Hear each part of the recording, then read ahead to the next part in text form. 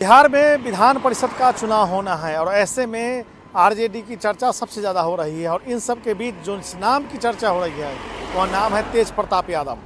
दरअसल इस बार के एमएलसी के चुनाव में सिर्फ एक सीट आरजेडी के पाले में आई है। पिछले दिनों लालू यादव दिल्ली में थे, पोते का जन्मदिन था, उस मौके पर तेज प्रताप यादव पहुंचे थे।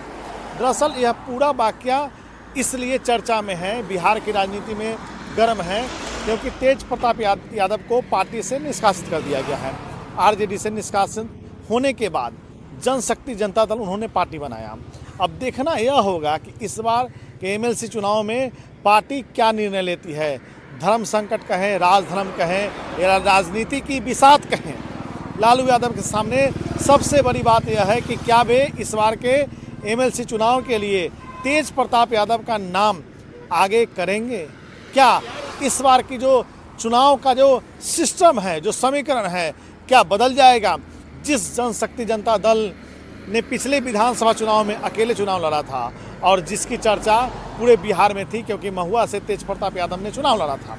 अब ऐसे में देखना यह बड़ा ही अहम होगा कि इस बार क्या एमएलसी आरजेडी इस नाम के लिए मनोनीत करेगी। एक बड़ा सवाल है, क्योंकि अगर किसी पिता के सामने अगर पार्टी का निर्णय और सत्ता की सियासत की बिसात एक अलग मोड़ लेती है तो निर्णय लेना बड़ा कठिन होता है। सियासत के गलियारे से हम हर खबर आप तक दिखाएंगे।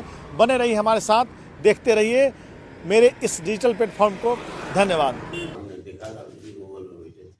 एक चर्चा चल रही है कि तेज प्रताप यादव जी एमएलसी जा सकते हैं आपकी पार्टी से। ये मामला अभी नहीं है मेरे सामने, मैं नहीं जानता हूँ कौन एमएलसी होंगे, कौन एमएलसी होंगे, पार्टी तय करेगी। क्या आरजेडी जेजेडी का गठबंधन संभव है? अभी तो नहीं कोई देखता है, संभव तो कुछ राजनीति में होता है, तो राजनीति में कोई चीज असंभव नहीं है।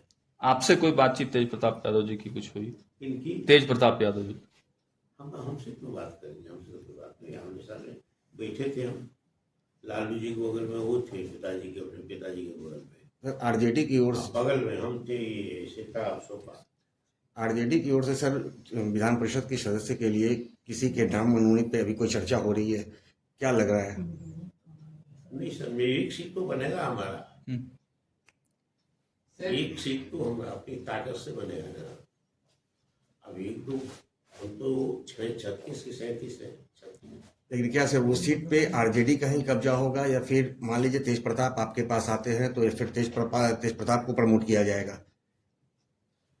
एक तो तेज ये